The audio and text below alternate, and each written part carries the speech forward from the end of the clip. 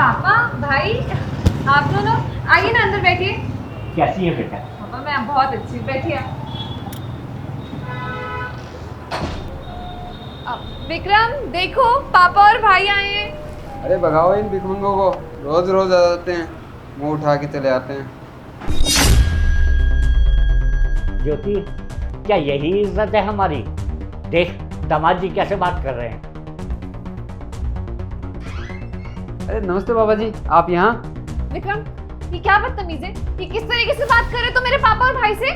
अरे दामाद जी कैसी बात कर रहे हो? ये हमारी बेटी का घर है। अरे जीजाजी, हम लोग भिखारी है क्या? मतलब घर है, मेहमान की इज्जत की जाती है और आप हमें बेइज्जत कर रहे हैं। औकात में रहो अपनी। आपकी बेटी से अगर मेरी शादी हुई है तो इसका मतलब ये नहीं है कि आपसे मेरा कोई रिश्ता है। अमीर घर में शादी करने के बाद सोचते हो कि हम लोग तुम्हारी इज्जत करें। हद में रहो अपनी, समझे? तुम्हारी हिम्मत कैसे हुई विक्रम मेरे पापा और भाई के बारे में ऐसे कुछ बोलने की? हद में रहो अपनी। तुम्हें छूट दे रखी है, इसका मतलब ये नहीं है कि तुम मुझ पे हाथ उठाओगी। दामाद जी तुम्हारी हिम्मत कैसे हुई मेरी बेटी पर हाथ उठाने की? हमने अपनी बेटी की शादी इसलिए की थी कि वो यहाँ पर खुश रहे, ना कि इसलिए कि तुम उसके साथ मारपीट करो। जीजाजी ये गलत कर रहे हो आप।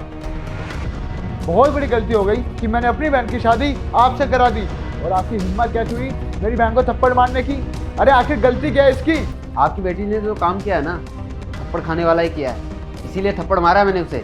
मुझे समझाने के बजाय ना अपनी बेटी को समझाइए। आप बताओगे आखिर इसने ऐसा करा क्या है जो थप्पड़ मारने की नौबत आ गई? अरे आपकी बहन की वजह से है ना मेरे माँ बाप मुझे छोड़ के गांव में रह रहे हैं। क्यों? क्योंकि उनकी इज्जत नहीं करती थी।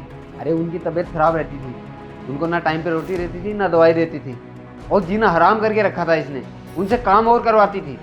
और आपको पता है मुझसे क्या कहती थी?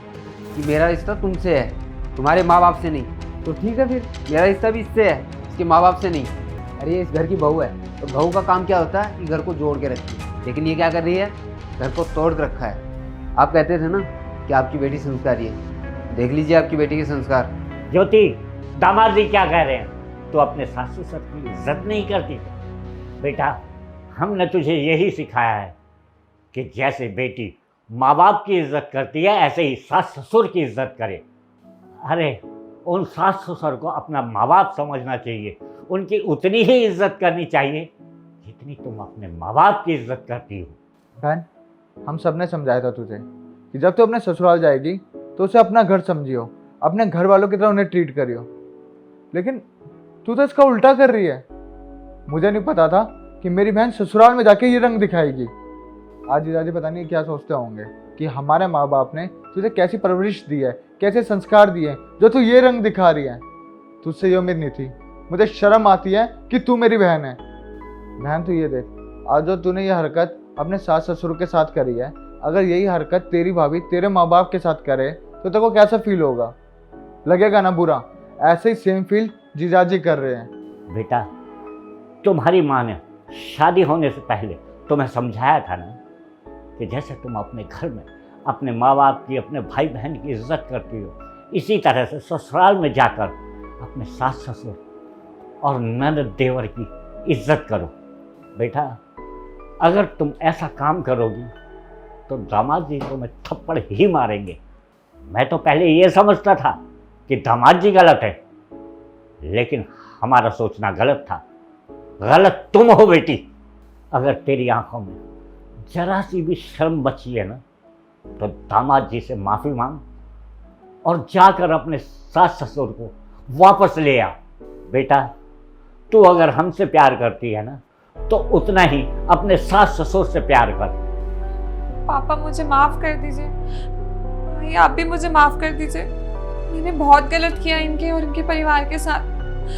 मैं बहुत शर्मिंदा हूँ।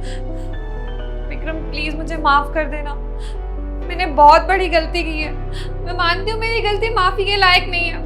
तुम्हारे साथ बहुत बुरा किया, मम्मी पापा के साथ बहुत बुरा किया, उन्हें गाँव भेज दिया। मैं अपने किए में बहुत शर्मिंदा हूँ।